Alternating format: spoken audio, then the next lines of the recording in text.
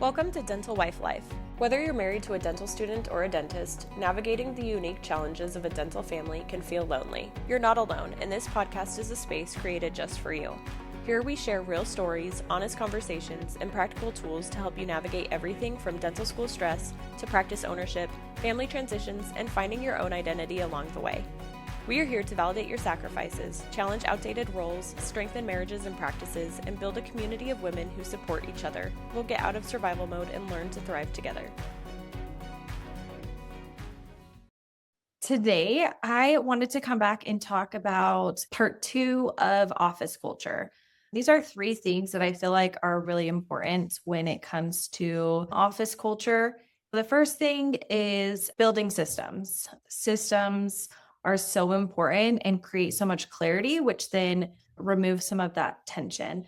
And then the other thing I wanted to talk about was recognition, finding ways to recognize your team. And then last is addressing problems early. So first, building systems. I find that tension that I mentioned usually comes from balls are getting dropped because nobody knows whose job it is, or somebody thinks this is somebody's job and they don't think it's their job and it doesn't get done. And then there's resentment that builds, or you're going to have those team members that are go-getters. And so if they see something not getting done, they're just going to take it on themselves and resentment can start to build there. And so one thing that you can do for your team if you're seeing a lot of this tension is creating clear job roles. And I'm not talking like some job description, one pager that you throw in ChatGPT and it's just a vague job description, clear, like daily, weekly, monthly, like these are your roles that you're in charge of. And what does that look like? I worked for Benjamin Hardy. He's an author. And one of the things that he talks about is who, not how. And I was like his personal assistant. And if he had like a new task for me, then we'd go through this page and talk about what was his vision for it and what did success look like and what were the signs that I was not killing it, that I was failing. I can't think of a nicer way of saying it. So there's signs that you're being successful and there's signs that you're failing. And what did those look like? That's something that I've taken to my team as well. And we've adapted with any kind of role. Like, what does it look like to be a successful chairside doctor's assistant? And what does it look like to not be a successful doctor's chairside assistant? Just really creating clarity around each individual job. And then end of day, like that's something that I see. There's a lot of room for tension there. Whose responsibility is it to take out the garbages? Whose responsibility is it to restock the rooms? Whose responsibility is it to change traps? Nobody likes changing traps. Whose responsibility is it to clean the bathroom? Whose responsibility is it to make sure the room is set up for the next day? And these might be things that are really obvious to you or your husband, whoever is overseeing that. Maybe it's really obvious to the office manager. Like, of course, Whitney's going to do it. She's the chair side. It's her responsibility to have the room set up and to have the next day's trays set up and have the room stocked. And it's her responsibility to make sure the pre-Ds are sent out. And you might be thinking these things, but is it written down anywhere? Is it documented? Is there anywhere that you can track it? Some kind of tangible checklist. And something too, to make sure that there's no holes and your balls aren't being dropped somewhere, is really to start with a list of just everything that needs to be done in the dental office. Anything from maintenance, updates in the system, insurance, like all the way to billing, right? Who's negotiating with insurances? How often is that happening? Increasing prices.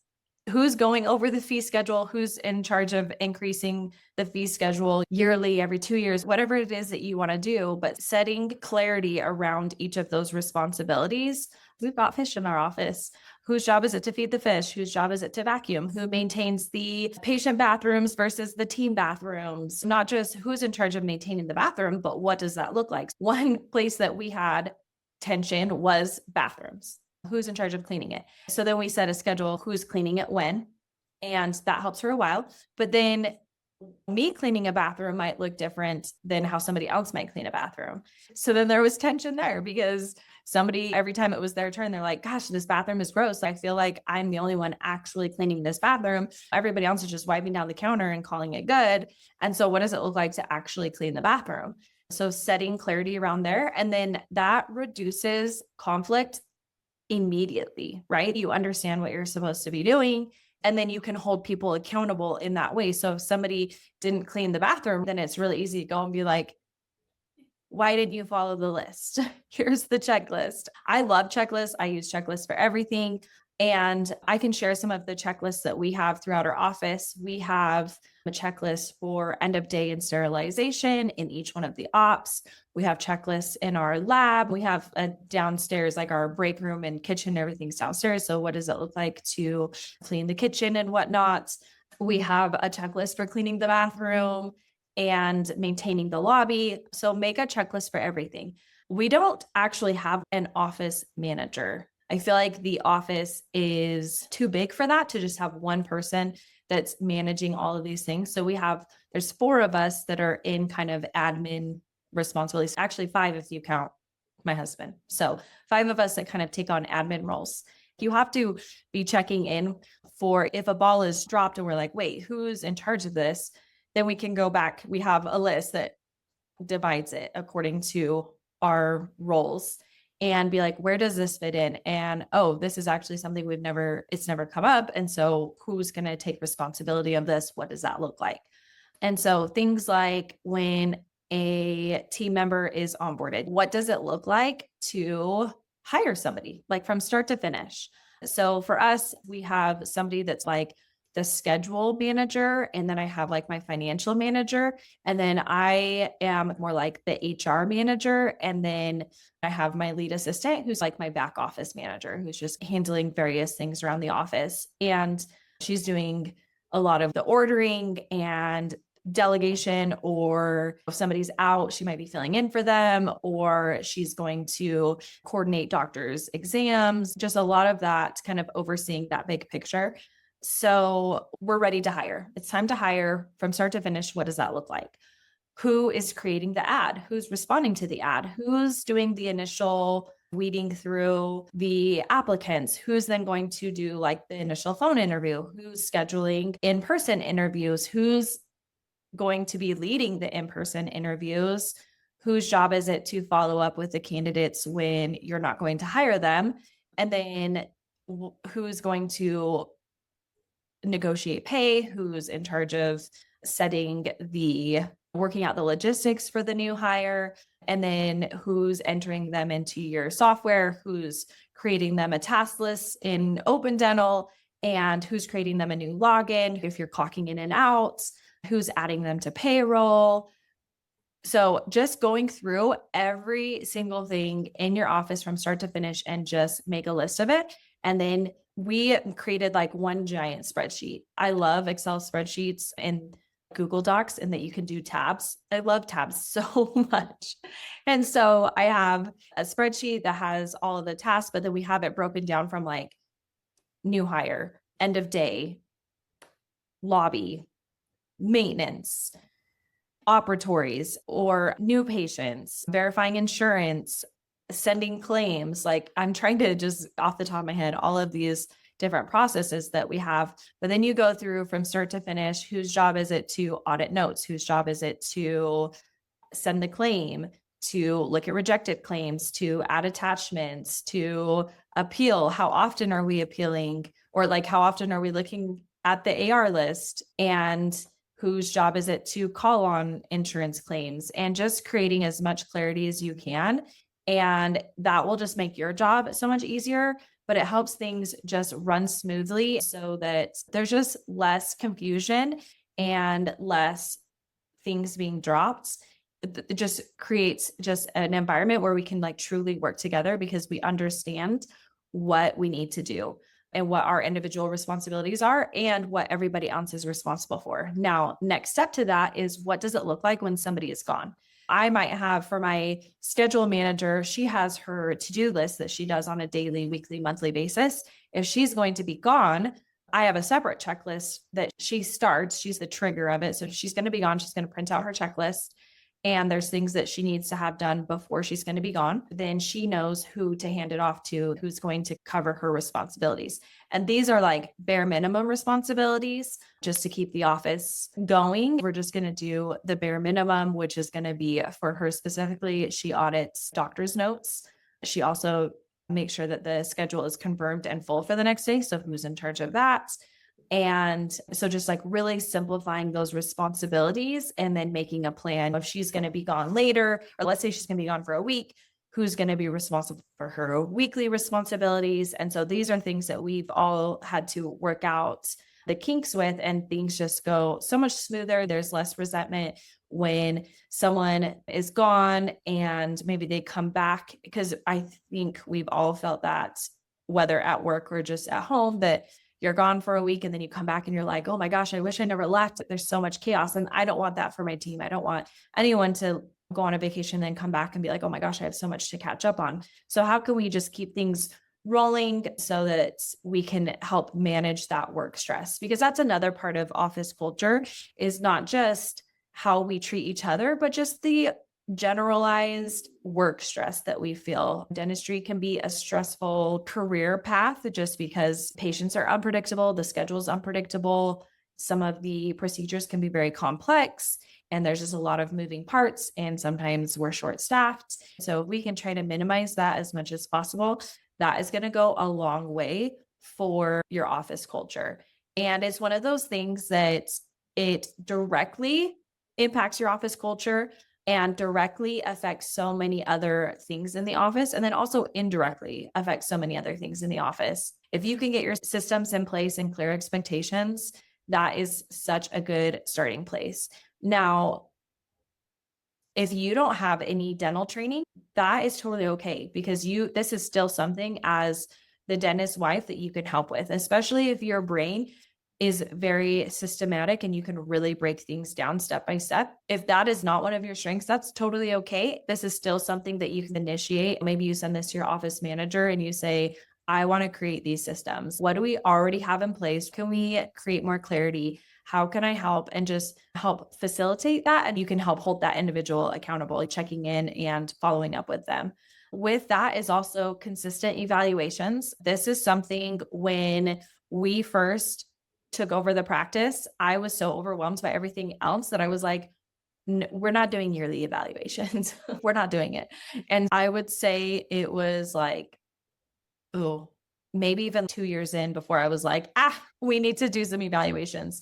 And it wasn't like a proactive thing. It was definitely a reactive thing. But that's something, like, if you're not currently doing consistent evaluations, to look at how you can build that in to your systems already and your schedule.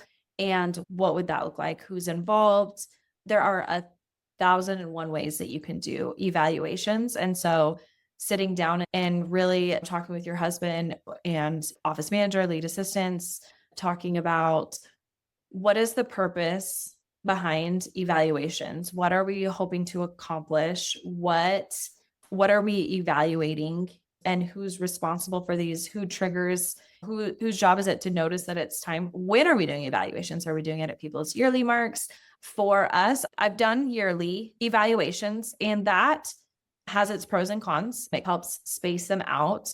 For me, I just felt like it was inconsistent enough that I was like, oh my gosh, like I feel like I'm always doing evaluations, and there'd be like 6 weeks where I'm not doing any. And then all of a sudden I'm doing like 4 of them.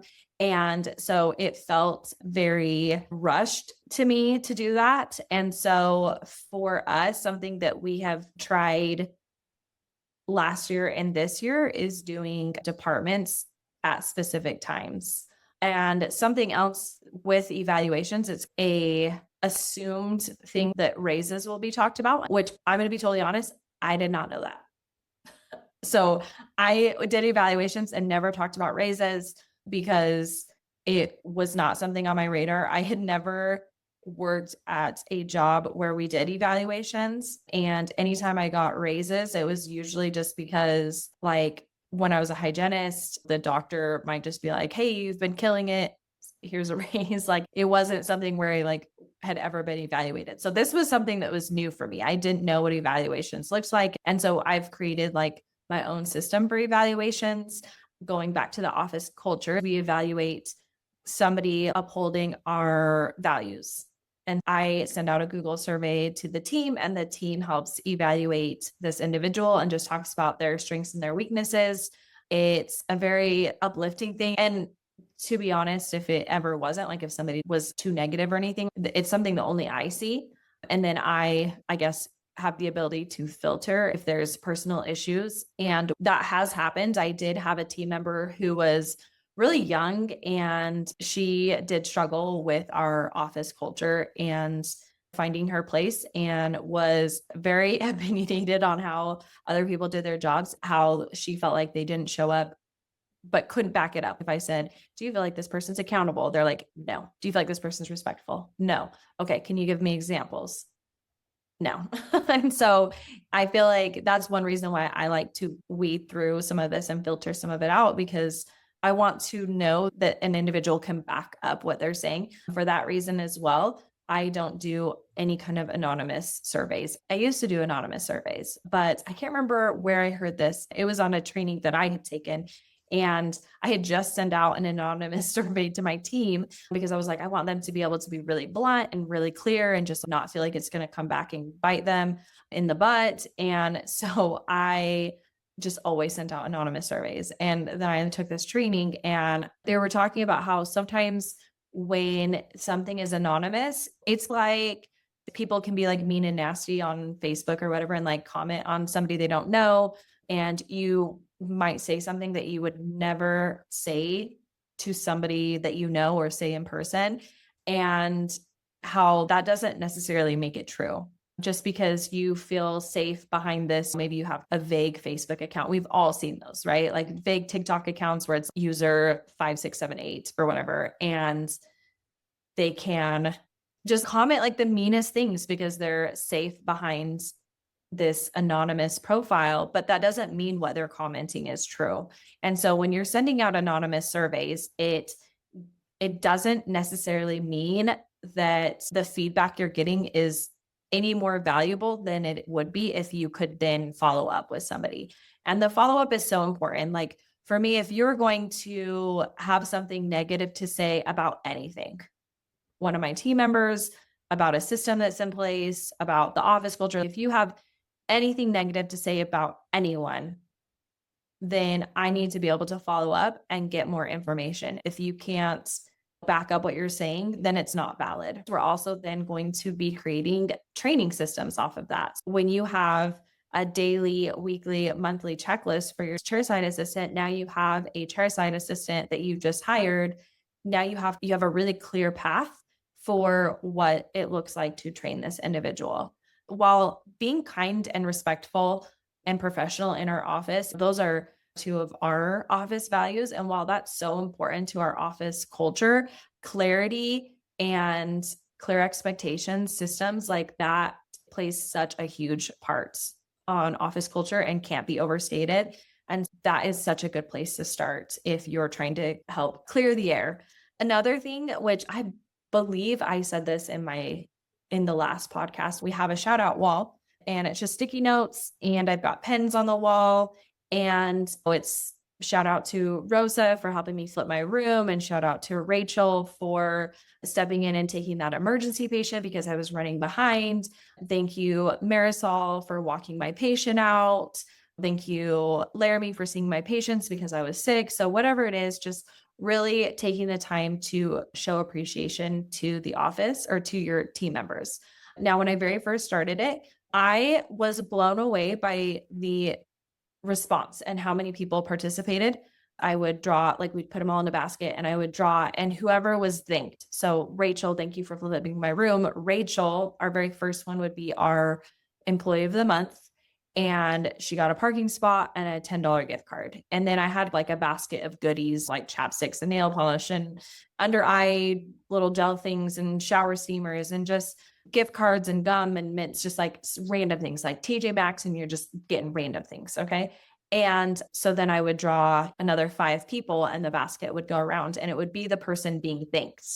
And we did that for a few months, and I felt like that system was going really well. But what I started noticing was the same people were thanking the same people. It was like a little circle of, I'm only going to recognize these people that I'm working with. And there were people that weren't getting shout outs, even though they do so much around the office. And there were people who were not participating and who weren't writing them at all. That's when you have to step back. What does success look like? And what does failure look like for this? And so for me, what was I trying to accomplish with the shout out walls? Like, I wanted my team members to have a tangible way that they could recognize other team members and that team members could receive that recognition. But more importantly, what I was trying to facilitate in our office was more of that attitude of gratitude, that I wanted my team to be able to see how much help they get from other people. And when you're grateful, that is just going to change so much in your day. And I realized that when I drew the name by recognizing the person who was thanked, I wasn't encouraging the attitude of gratitude. I was more encouraging the need to feel seen, which we all need to be seen. So that wasn't a bad thing, but that wasn't what I was trying to accomplish. And so I changed it to actually whoever wrote the notes is the one who's employee of the month. And whoever, when I choose the other 5 people, it's whoever wrote the note. So we still read the note out loud. Rosa, thanks for flipping my room, from Rachel. And Rachel then gets to choose from the basket. And then we take these sticky notes, and everybody has a locker in our office. And so then we take the sticky notes and we fill the locker. One thing that helps get the team a chance to do as well is see who's not being thanked, because there are some people in the office that maybe, like my insurance specialist, she is so awesome and does so much for the office, but she's not necessarily back in the clinical team. And a lot of what she does is like less visible. And I feel as an office, like when you see that our lead assistant, she gets so many shout outs because she's everywhere and does everything for everyone. But it gives, especially as the admin team, gives us an opportunity to look and be like, all right, I'm going to pay extra attention so that I can make sure that I'm giving shout outs to the new person who maybe hasn't gotten very many shout outs, and really encourage them. Recognition goes such a long way. I have also shared this in a previous podcast about how when I would come into the office, I was putting out fires. I would usually only go in the afternoons, especially like after my twins were first born. I just go in during nap time and work from home the rest of the day. And so I felt like when I came into the office, I had a list of like people that wanted to meet with me, usually because they had concerns about somebody else and there was conflict or whatever it was. And I had a line out my door. And so it felt like whenever I was coming into the office, it was more disciplinary, which I'm not a disciplinary person, where I just had to like sit down and have those hard conversations with people and be like, all right, let me hear your side. What happened? And it felt like when I came into the office, that was my focus. And I had a team member, this is like one of those like pivotal moments for me as a leader.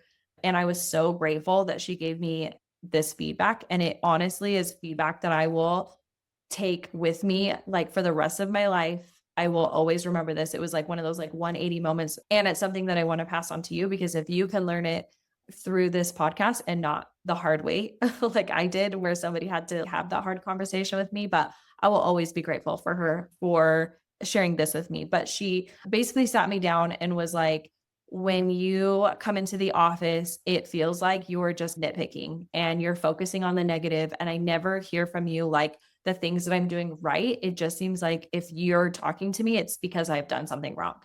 And my initial reaction when she told me that was to get defensive. I feel like that's human nature. And I was like, what are you talking about? I am the most like positive, like uplifting, fun. That's what I try to be. Like I don't want to come into the office and everyone to be like, oh, quick, everyone gets to work. Whitney's here. That's not the vibe that I want as the doctor's wife. And so I try to check in with people, see how people are doing, try to truly be friends inside the office. I don't expect my team to necessarily be friends outside of the office, but inside the office, we're friends. And so I try to check on everybody as my friends. And so I was like, I feel like that is such an unfair representation of how I am in the office. And I didn't say that, but that was just like in my thoughts. Like I was just like felt defensive. But then there was a little voice in my head that was like, wait, this is a very intelligent down to earth person who is trying to tell you something. Where's the truth in it? Is this valid? And how is it valid? And it's funny how this is like in a split second, right? Like our brains are crazy. And I'm thinking about this in a split second, having this conversation with myself. And so then I started seeing it. I was like, oh my gosh, it's so true. Like, I'm not in the office. This was a hygienist. She's like, my patients love me. I am a rock star hygienist. I know that about myself, but I never hear it from you. But then when you come into the office, you're telling me that I'm not doing this good enough for this, or I need to work this out with so and so. So then she felt really unseen. Because she felt unseen, how much that affected our working relationship and just the office culture in general, because when you feel unseen, that's where a lot of resentment starts to build. I feel like in dentistry, we don't get burnout from the work necessarily or the hard work. We get burned out when we feel unappreciated for everything that we do, or feel like nobody sees everything that you do. At least that's how I feel like in times when I felt really burned out. When I've reflected on that, that's just where I'm like, no, the work is fine. I just want my husband to be like, wow, you're killing it. You know what I mean? And so trying to be that person for the team, looking for times to express our appreciation for these employees. Now, I would get as systematic as you need to for this, because this is something that if it's not on your radar, it would be really easy to overlook. And it would be months before you said thank you to someone. One thing that we've done in our office with our leadership team is rotated like a list of who we're like really going to watch. And these are genuine. These aren't just because it's organized and systematic doesn't mean it's not genuine. It just means that you're like looking outside of yourself and you're going to really focus on something in particular, but you're going to find a genuine thing to thank that person for. As the dentist's wife, this is something that you could just do as an individual, but you're like, today I'm recognizing this person. Today I'm recognizing this person, and just go through and you're like, you're going to find something that that person is doing great. And because that's so easy, it's if I'm like, I need to find something that Whitney is doing great, I'm going to find that in 2 seconds, right?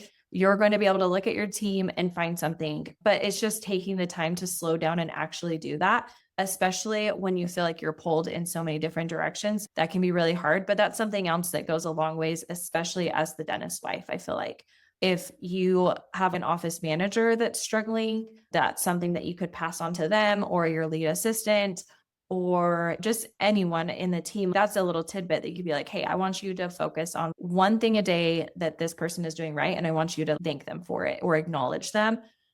But my advice to you as the dentist wife, that, you know, especially my whole mission with all of this is redefining dentist wife's roles in the office and the space that we take up and the energy that we contribute to the office, having more of the attitude of gratitude, not focusing so much on the negative and not focusing so much on the fires, but focusing on what's going right and encouraging your team in that way goes a long way.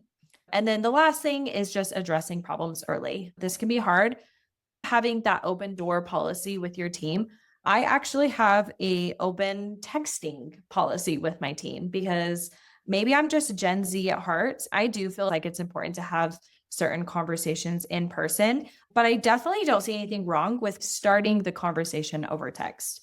It can be really nerve-wracking to have to be like, hey, I need to talk to you.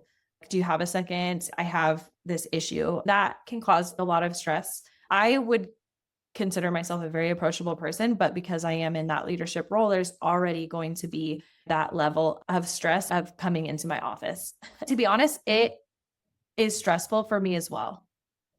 When my team's like, can I talk to you?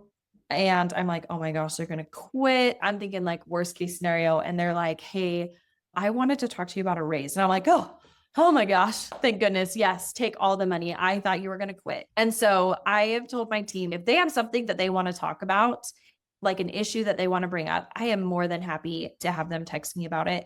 At some point in the conversation, I might say, this is so long to text. Let's meet about it tomorrow. But some conversations are resolved over text and just maybe getting some clarity on something. And so that's something that I encourage as well.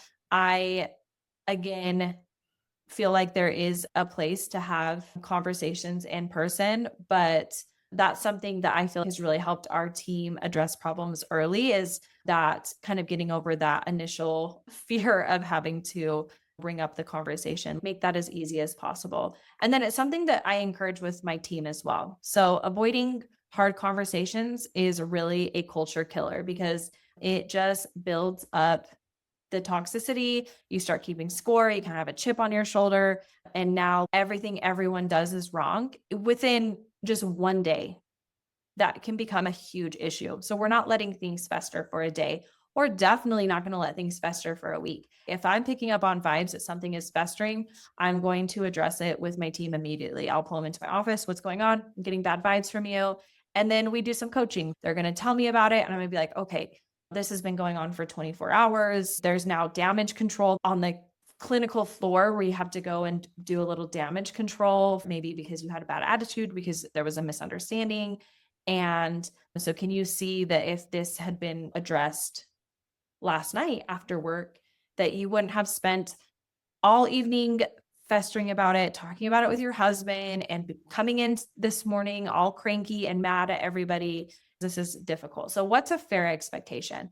For me, is I want to see that my team recognizes that and is working towards that. I don't expect them to be perfect, and everyone's going to be at different levels, what they feel comfortable as far as confrontation and whatnot. For me, as long as somebody is coachable and understands where their weaknesses are and is like, yes, I can definitely see how I should have brought it up earlier. What are we going to do next time something like this happens? Here's what I want you to do. I want you to text me and I can help facilitate a conversation, or even just let you vent for a little bit and help you see maybe another side of it. And if I had an individual that was unwilling to work with me on this, like addressing problems early, this would be a deal breaker for me. Luckily, I've never had that, but it would be a deal breaker. If I had somebody that was constantly just like holding grudges and not discussing the issues and being really passive aggressive, that's such a morale killer and a office culture killer that I would 100% let somebody go for that. And so that's just how big of a deal that I feel like it is to address issues. I don't like that people are like, oh, I'm just really direct. To me, when I heard direct, I felt like that meant that you were like aggressive or abrasive. And I don't want to be aggressive or abrasive. And I felt like I had to sugarcoat things constantly. And then I heard somebody say that they try to just have really clear communication. And I was like, oh, that's beautiful. That's what everybody wants. Everyone wants to know what's expected of them. Nobody wants to be left guessing in a conversation. And that's not kindness. I reflected on all these times when I was like having difficult conversations with team members, but I didn't know how to do it. So I like skated around it too much and sugarcoated it too much. And then there was a lot of confusion on what the problem actually was. And that wasn't kind. That just dragged the problem out for everybody. And clarity is kindness. I think that is really true. And then when we're avoiding these conversations, that's what creates the toxicity. It's not necessarily the issue that came up. It's the fact that we're avoiding it and that we're going to drag out this problem. And so those are my thoughts on office culture. I have so much to say about it just because I feel like it's a huge deal in an office, and it's a huge deal for me because it's one of the things I would say, is it the number one thing? I think it's probably the number one thing that has helped my sanity and helped my work stress as the dentist wife, is like fixing this office culture. I have so many less complaints, so many less things like actually trickle up to me and the team in general. Like it's just good vibes when you go in. And that's what everybody wants. That's everybody's dream, I would think. Maybe you love working in a really toxic place. I don't know. I don't. And whether it's directly impacting me or it's just a fire I have to put out, addressing the office culture, I would say has been my number one sanity saver. So address it early. Don't wait like I did. Then you protect it fiercely. And that is something, like I said, that I would let somebody go. And this is something that I bring up full circle, going back to when I hold interviews, I'm the one who holds the interviews and does the hiring because I'm going to be the one doing the firing. So it's really important to me that I'm like expressing expectations from the beginning. Only you can answer this about yourself. We'll know really early. We'll know really early on if you can match our office culture, but like we don't gossip. We don't talk bad about each other. If you have an issue, you're going to bring it up with that individual. We're going to be respectful. We're going to be clear in what we need from somebody, and we're going to be professional in how we communicate with each other. We're going to address issues early. And I tell them, I'm like, we haven't always been this way. And it's been toxic before. And we've worked really hard to get to this place. And I will not let us go back because that was so stressful for me. So, out of selfishness for myself, this would be something that I would let you go really early on. I don't care that taking x-rays is hard and you're really bad at taking x-rays. Don't care. I will work every Saturday for the next 6 months. You can take 5,000 x-rays on me personally to practice. I will work with you 100%. But if you're going to be toxic, and so just clarifying that from the beginning is so helpful and just kind, right? That's just kind to the person who's applying to know exactly what's expected of them and then holding everyone accountable to that. Send this to your office manager if you think it would help. Send this to your husband so that your sanity can be saved as you guys work on your office culture. Thank you for spending this time with us on Dental Wife Life. If today's episode encouraged you, challenged you, or made you feel a little less alone, share it with another dental wife who needs it. Make sure you subscribe, leave a review, and connect with us on social media so that we can keep the conversation going. You can find us on Instagram at The Dental Wife Life. Remember, your role matters, your voice matters, and you don't have to navigate this journey alone. We'll see you next time.